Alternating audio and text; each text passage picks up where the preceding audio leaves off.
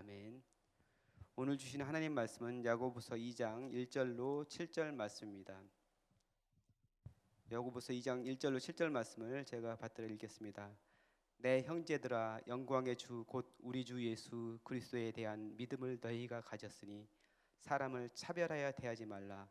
만일 너희 회당에 금 가락지를 끼고 아름다운 옷을 입은 사람이 들어오고 또 남루한 옷을 입은 가난한 사람이 들어올 때 너희가 아름다운 옷을 입은 자를 눈여겨보고 말하되 여기 좋은 자리에 앉으소서 하고 또 가난한 자에게 말하되 너는 거기 서 있든지 내 발등상 아래에 앉으라 하면 너희끼리 서로 차별하며 악한 생각으로 판단하는 자가 되는 것이 아니냐. 내 사랑하는 형제들아, 들을지어다. 하나님이 세상에서 가난한 자를 택하사 믿음에 부유하게 하시고 또 자기를 사랑하는 자들에게 약속하신 나라를 상속으로 받게 하지 아니하셨느냐. 너희는 도리어 가난한 자를 업신여겼도다. 부자는 너희를 억압하며 법정으로 끌고 가지 아니하느냐. 그들은 너희에게 대하여 일컫는 바 그 아름다운 이름을 비방하지 아니하느냐. 아멘. 네. 지난 수요일 20대 대통령 선거가 있었습니다. 어떻게 여러분 마음에 드는 후보, 지지하는 후보가 당선됐습니까? 여기 지금 이 자리에 앉아 계신 분, 또 TV 인터넷으로 예배 드리는 분도 반은 지지하는 후보가 됐을 거고 반은 지지하지 않는 후보가 됐을 거예요. 정확하게 우리 사회가 거의 50%에 가깝게 반으로 나눠진 선거가 바로 이번 선거입니다. 이번 대통령 선거는 역대 최고의 박빙 승부였습니다. 최소 표차, 유권자가 정확히 반으로 나눠진 선거, 그리고 0.73%라는 역대 최소 차이로 당선이 된 그런 선거였습니다. 근데 여기서 이제 선거를 끝나고 지지하는 후보가 된 분들은 좋으시겠지만 당선자가 풀어야 될 숙제가 이제 생긴 것이죠. 반은 자기를 지지하지만 반은 자기를 지지하지 않는 사람이 그렇게 투표를 했다는 것이죠. 그래서 이제 그 정확히 반으로 갈라진 그 민심을 어떻게 추스리느냐, 어떻게 그 갈라진 민심을 화합하느냐, 이것이 큰 숙제로 떠오르게 되었습니다. 제가 이제 선거를 그래도 꽤 많이 했는데 여태까지 이렇게 완전히 반으로 나눠진 선거는 저는 이제 처음 보는 것 같아요. 거의 차이가 없이 이렇게 나눠진 선거는, 그러니까 이거는 어떤 걸 볼 수 있냐면 이 드러난 것으로 볼 때 우리 사회 여러 가지 요소, 갈등의 요소들이 더불어서 같이 드러난 선거라고 볼 수가 있습니다. 여러 가지 이제 대립들, 우리가 중요하게 그동안에 문제로 지적했던 그 계층 간의 그런 갈등들, 그리고 진영 대결이 극한까지 간 그런 선거가 바로 이번 선거인데, 전통적으로 영남과 호남 그 서로의 그런 갈등들, 이것이 그냥 고스란히 그대로 드러났어요. 그리고 세대 갈등, 젊은 사람과 좀 어르신들 간의 그런 갈등도 이제 그 표심에서 이제 드러나게 됐고, 이번에는 특히 이제 2030 중심으로 그동안에 나타나지 않았던 남녀 간의 그런 대립과 갈등, 그런 것이 이제 전면에 드러났다는 것이죠. 근데 문제는 정치권에서 이거를 선거에서 이용해 먹었다는 거예요. 오히려 더 갈라치기를 부추기는 그런 여러 가지 이제 언행이라든지 여러 가지를 통해서 그렇게 했다는 것이죠. 아무리 선거에서 이기는 게 중요해도 이런 것을 통해서 선거가 진행되고 보니까 큰 상처와 이제 부작용들이 이제 낳게 됐습니다. 그래서 결론적으로 보면은 모든 사람들이 다 피해자가 된 거예요. 주로 이제 여기서 이제 갈등 이런 상황들을 원인을 보면은 내가 피해자다, 내가 차별을 받았다, 거기에 대해서 이제 원망과 분노를 표심으로 이제 표출한 그런 사례들이 많이 있는데, 여기에서 이제 그 심리를 들여다보면은 다른 사람은 어떻게 되든지 내가 상대를 누르고 이겨가지고 이번에는 꼭 내가 원하는 걸 얻어야겠다, 이런 심리들이 많이 있었다는 거예요. 공동체 안에서 정말 중요한 상대방에 대한 배려, 사랑, 희생, 하나됨, 이런 그 아름다운 가치들이 드러나지 않고 오히려 상대방을 어떻게든지 누르고 내 이익을 취하겠다는 그런 생각들이 전면에 드러났다는 것이죠. 안타까운 점은 교회가 이번 선거에서 선한 영향력을 전혀 행사하지 못하고 오히려 혐오와 배제 그리고 차별 등을 부추겼다는 겁니다. 그동안 우리가 신앙생활을 하면서 중요하게 생각했던 그런 가치들, 목숨을 걸고 우리가 지킨다고 했던 그런 가치들을 이야기하지 못하고 사사로운 이익을 챙기기에 바빴던 선거가 아닌가. 그래서 세상 사람들이 교회를 보기에 그냥 다른 여러 가지 여러 사람들 여러 단체들이나 이런 데처럼 그냥 이익 집단의 하나다 이렇게 생각을 할 수도 있는 그런 상황이었다는 겁니다.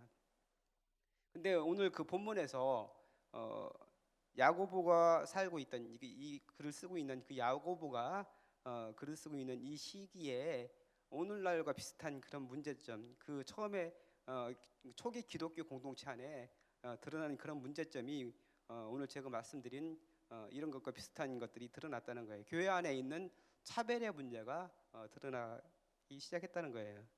그래서 오늘 본문에 보면은 예배를 드리러 온 그 사람이 두 사람이 나옵니다. 한 사람은 아주 좋은 옷을 입고 손가락에 금가락지를 끼고 누가 보기에도 정말 화려해 보이는 그런 사람이고, 한 사람은 아주 남루한 옷을 입고 정말 초라하게 보이는 그런 차림새로 교회에 들어온 사람인데, 교회에 있던 사람이 그 화려한 옷을 입고 금가락지 낀 사람에게 어서 오십시오, 여기 좋은 자리에 앉으십시오 이렇게 안내하면서 환영을 하는데, 남루하고 초라한 옷을 입은 사람은 그냥 뭐 거기 서 있든지 뭐 아무 데나 앉든지 뭐 이렇게 얘기를 하면서 그 사람을 차별했다는 거죠. 여기서 이제 좋은 옷을 입은 사람은 사회적으로 뭐 지위가 있고 어떤 명예가 있고 또 돈이 많고 이런 사람이라고 볼 수 있는 거고, 그리고 더러운 옷을 입은 사람은 지위가 낮고 또 이제 뭐 사는데 거처도 분명하지 않아서 아무 데서나 뭐 잠을 자고 그렇기 때문에 옷도 그렇게 입고 왔겠죠. 가진 게 없는 어떤 그런 사회적인 약자를 대별한다고 할 수 있는데, 그 사람을 그 차별해서 대했다는 그런 얘기입니다. 근데 이게 사람들은 그렇게 보는 게 뭐 당연하다고 볼 수 있죠. 세상 사람들은 원래가 세상은 그런 거니까 그렇게 볼 수 있는데, 교회 안에서도 그랬다는 겁니다. 근데 하나님께서 보시는 그 가난한 자와 부자, 좋은 옷을 입고 어떤 사회적인 지위가 있는 사람을 하나님께서 세상 사람들처럼 그렇게 보시지는 않는다는 거죠. 하나님께서는 그 중심을 보신다고 하지 않았습니까? 그래서 가난한 사람을 택해서 그 사람을 믿음에 부유하게 하고 하나님 나라를 상속해 주셨다고 분명히 말씀하고 있습니다. 가난한 사람은 세상 사람들이 보기에는 정말 초라하고 아무것도 아닌 사람이지만 하나님께서 보시기에는 정말 소중한 사람이고 그 사람이 믿음에 부유한 사람으로 택해 주셨다고 말씀을 하고 있습니다. 교회가 근데 그 교회는 하나님께서 보시는 그 시각으로 봐야 될 텐데 그렇게 하지 않고 세상 사람들과 똑같이 그렇게 봤다는 거예요. 그래서 그 세상 사람들이 생각하는 그 판단 기준, 세상 사람들이 가지고 있는 그 가치를 가지고 그 사람들을 대해서 차별했다는 겁니다. 그러면 오늘날은 어떻습니까? 오늘날 우리 교회의 모습은 어떻습니까? 별로 다르지 않다고 생각을 합니다. 세상 사람들이 차별하는 것은 당연한데 교회 안에서까지 그렇게 차별이 있으면 안 되잖아요. 그러니까 우리는 그리스도인으로서 성경에서 말씀하시는 하나님의 뜻, 그리고 예수님께서 말씀하시고 행하신 그것을 이루는 삶을 살아야 됩니다.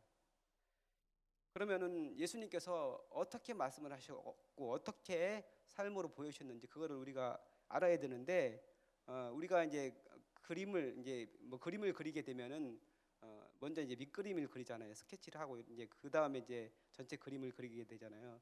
또 이제 책을 보면은 책에도 이제 머릿말이 있어서 이제 그 머릿말을 보면은 이 책이 어떤 책이다라는 것을 우리가 알 수 있잖아요. 그래서 전체를 볼 수 있는 것을 이렇게 보여주는 게 있는데, 바로 그 예수님의 사역에 있어서 전체를 보여준 것, 그게 어떤 거냐면 바로 예수님께서 처음으로 말씀하신 것, 처음으로 설교하신 그것을 보면 알 수 있는데, 바로 그 나사렛 회당에서 예수님께서 태어나시고 자라난 그 나사렛 회당에서 사역을 시작하시면서 선포하신 그 내용을 보면 예수님의 사역에 대해서 앞으로 예수님께서 어떤 사역을 하시겠고 예수님께서 어떻게 삶으로 보여주시겠다는 것을 이제 그 일성을 보면 알 수가 있는 것입니다. 그 내용이 누가복음 4장 16절에서 19절에 나와 있는데 제가 읽겠습니다. 예수께서 그 가난하신 곳 나사렛에 이르사 안식일에 늘 하시던 대로 회당에 들어가서 성경을 읽으려고 서심해 선지자 이사야의 글을 들이거늘 책을 펴서 이렇게 기록된 데를 찾으시니 곧 주의 성령이 내게 임하셨으니 이는 가난한 자에게 복음을 전하게 하시려고 내게 기름을 부으시고 나를 보내사 포로된 자에게 자유를, 눈먼 자에게 다시 보게 함을 전파하며 눌린 자를 자유롭게 하고 주의 은혜의 해를 전파하게 하려 하심이라 하였더라. 여기서 가난한 자에게 복음을 전하고 포로된 자에게 자유를 주고 눈먼 자를 다시 보게 하고 그리고 눌린 자를 자유하게 하려 하고 그리고 마지막으로 주의 은혜의 해를 전파하려 한다. 이것은 어떤 내용입니까? 구약에서 이제 희년에 대한 내용, 희년에 대한 그런 본문의 구절을 가져다가 예수님께서 하신 말씀입니다. 희년 우리가 희년에 대해서 많이 듣고 대충 여러분이 희년이 어떤 건지 잘 알고 계시죠? 이스라엘 백성은 광야 이스라엘 백성이 애굽에서 출애굽해서 광야에서 40년을 지내고 그리고 가나안 땅에 들어가게 됐는데 그 가나안 땅에 들어갈 때 하나님께서 그 땅을 여호수아를 통해서 땅을 분배하는데 각 지파 그리고 그 가문 그 가정의 인구수에 따라서 땅을 맞게 분배를 하도록 하셨습니다. 인구가 많은 그런 지파는 넓은 땅을 주고 인구가 적은 지파는 상대적으로 좁은 그 땅을 분배하도록 그렇게 했습니다.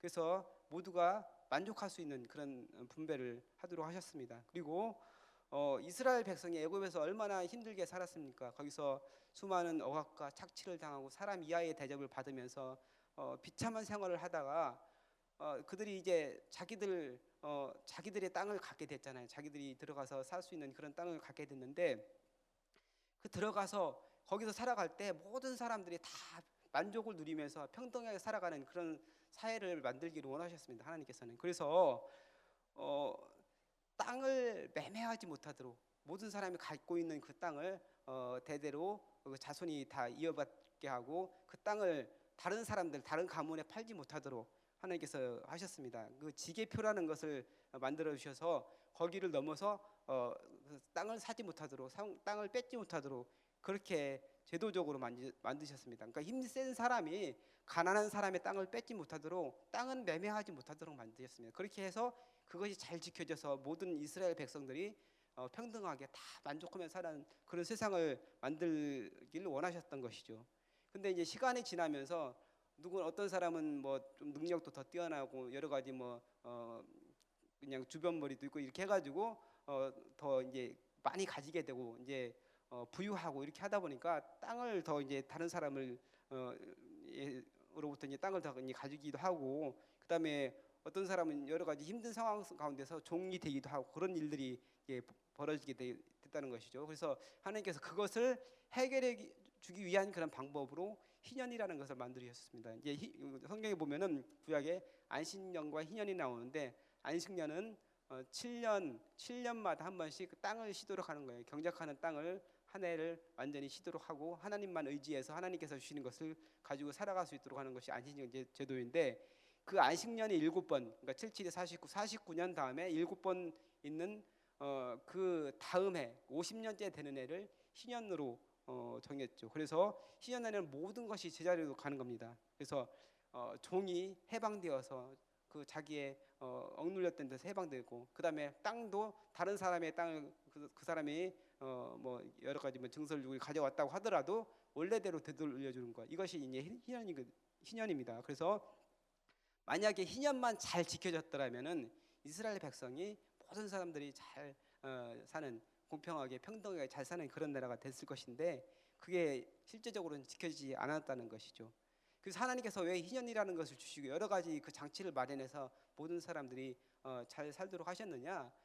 어느 사회든지 가난하고 약하고 소외당하고 다른 사람들로부터 무시당하는 그런 사람이 있게 마련인데 그 사람들에 대한 배려와 그 사람들에 대한 하나님의 관심을 보여주는 거라고 볼 수 있습니다.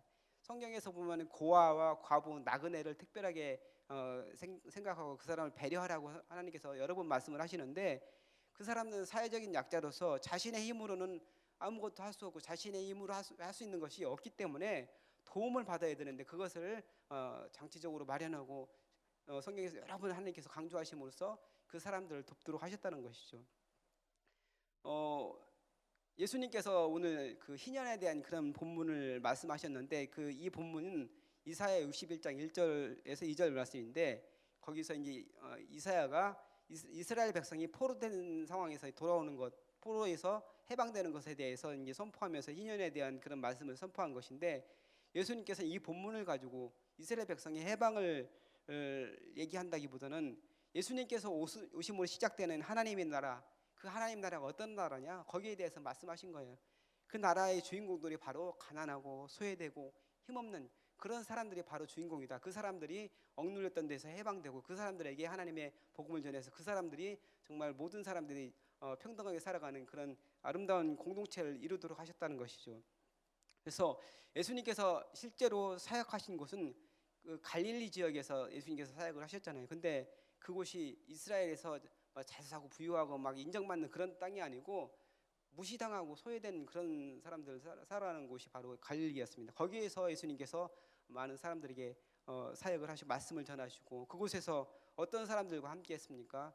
가난하고 그다음에 뭐 여러 가지 몸이 불편하고 정말 눈 먼 사람들, 뭐 저는 사람들 이런 사람들과 함께하시고 세리와 창녀 그리고 소외되고 억압받는 그런 사람들과 함께하지 않았습니까? 예수님께서 그 당시에 부유하고 권력을 가지고 있고 힘있고 영향력 있는 사람들은 오히려 예수님에 대해서 계속해서 대적했던 것을 우리가 볼 수 있습니다. 바리새인과 사두개인 이런 사람들, 바리새인들은 율법을 해석하는 권한을 가지고 있으면서 그것을 통해서 사람들을 억압하고 압제하고 그랬던 사람들입니다. 또 사두개인들은 권력을 가지고 있던 사람들 아닙니까? 그 사람들은 계속해서 예수님하고 대립하고 결국에는 예수님을 십자가에 못 박아 죽였던 사람들이 바로 그 사람들인데 이 사람들은 자신들의 기득권을 유지하는 데만 관심이 있었던 그런 사람들입니다.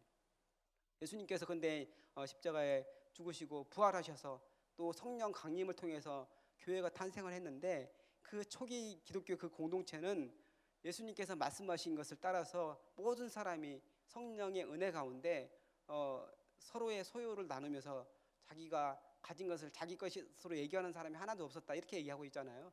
서로가 평등하게 다 서로가 서로를 사랑하면서 그런 공동체였다는 것이죠. 그런데 그 공동체가 시간이 지나면서 세속적인 가치가 그 안에 들어왔다는 거예요. 그래서 오늘 야고보서에서 나오는 그런 상황들이 벌어지고 있었다는 거예요. 부한 사람, 가난한 사람을 차별하고 지위가 있는 사람, 아무것도 없는 사람에 대해서 차별하는 그런 상황에 있었다는 것이죠.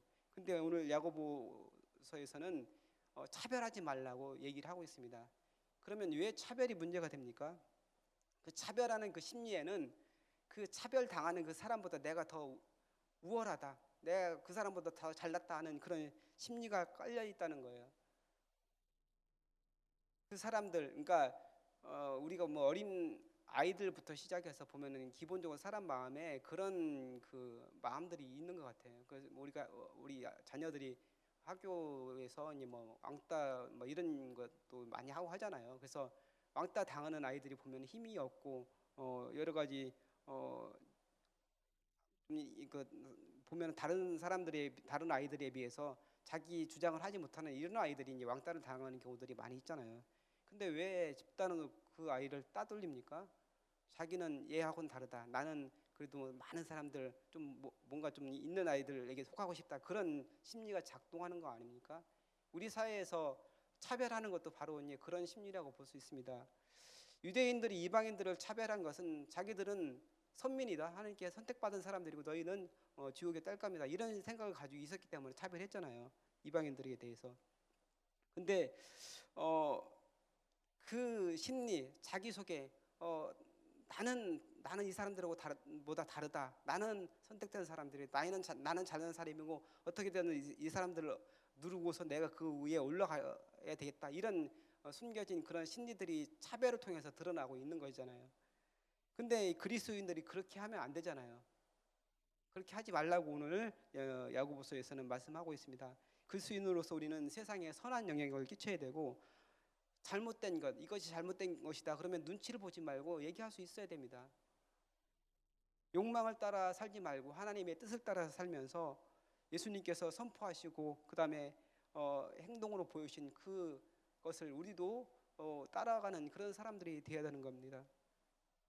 예수님께서 믿음으로 세례받고 하나님의 백성이 된 그 사람들은 차별하지 말고 서로가 하나가 되어야 된다고 말씀을 하고 있는데 갈라디아서 3장 26절에서 29절 말씀을 제가 읽고 오늘 설교를 마치고자 합니다. 세 번역으로 제가 읽겠습니다.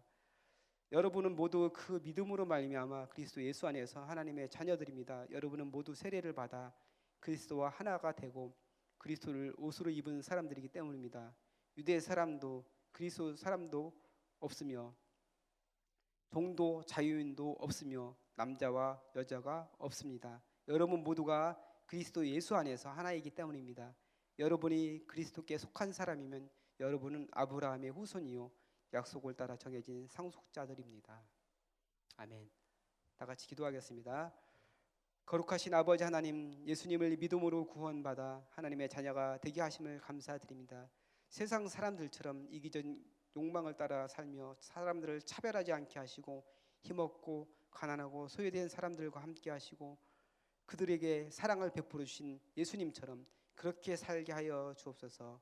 감사드리며 사랑 많으신 예수님의 이름으로 기도하옵나이다. 아멘.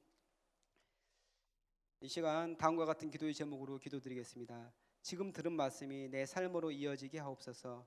내일 있을 주일 예배와 예배를 준비하는 목회자들에게 큰 은혜가 있게 하여 주옵소서.